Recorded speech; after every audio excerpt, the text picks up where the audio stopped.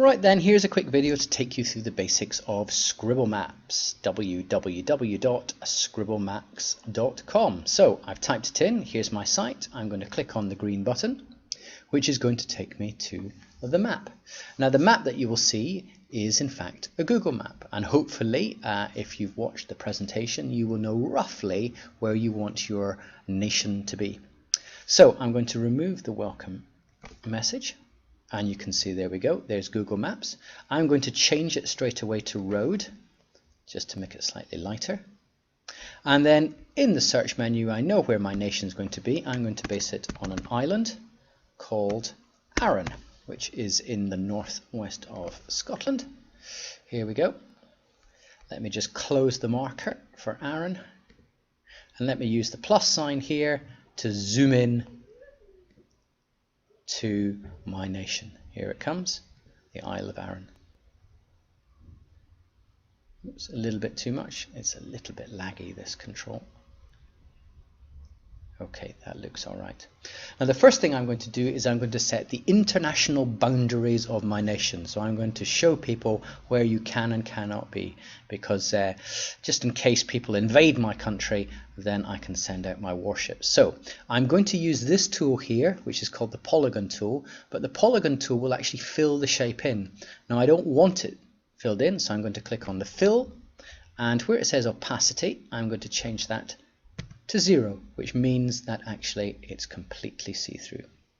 Right, click off, and then I select the polygon tool, and I simply, using my mouse, click around the location where I want to be. Now I ignore the forming shape that is kind of following behind it, and I just concentrate on clicking where my boundaries are going to be. And then when I'm happy, I go back to where we are and just double click. So there we go. There are my boundaries of my country. And if I don't like it, I can click on the rubber like this, and if I move it over, I can press the rubber and that will actually delete, and I'll get a message asking me if I want to delete it. So there are my boundaries. What other features can I add? Well, if I go to the place a marker like this, I bring up this menu, and what I can add in, amongst other things, are vehicles. So if I click on vehicles and I click on, well, I've got a choice. I can go isometric or overhead. Let's see what both look like. Click on isometric and I'm going to choose color black. I've got a range of vehicles that I can put on my map like this. If I just scroll down and show you what overhead are. Okay, so the overhead view is kind of looking straight down. So I prefer the other view. In fact, if I click on special, what does special do? Oh, I see, it colors them in. Right, so I'm going to select my, what am I going to select? I'm going to select, I've got a navy, so I'm going to select my warship, and that's going to be my navy. So I click on it.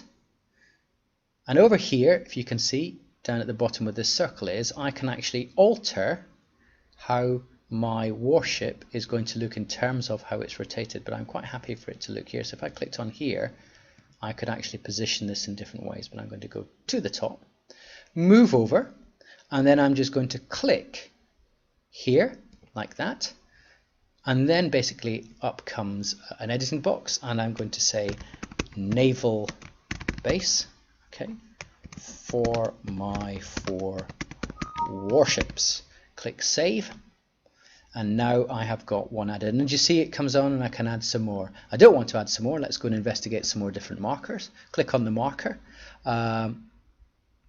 If I just close these boxes, if I go down and have, if I go down and have a look at places, let's just close miscellaneous, click on places, and if I select high detail like this, I now have a number of different features, sort of places, and if you look carefully, there's a factory, that could be my radio station or my communication station, that looks a bit like a school, and other features too. I'm not quite sure what that is. So tennis courts. Right, I'm going to choose a school, so I click on here, and again I can go and position where I want my school to be. Click on here, and then add in my school, so main school. And then here I'm going to say secondary school. and click Save. And if I wanted to, I could maybe zoom out and make the have more features around it. Now there are lots of different things that you can add and you can explore going along here, but at some stage you'll probably want to save it.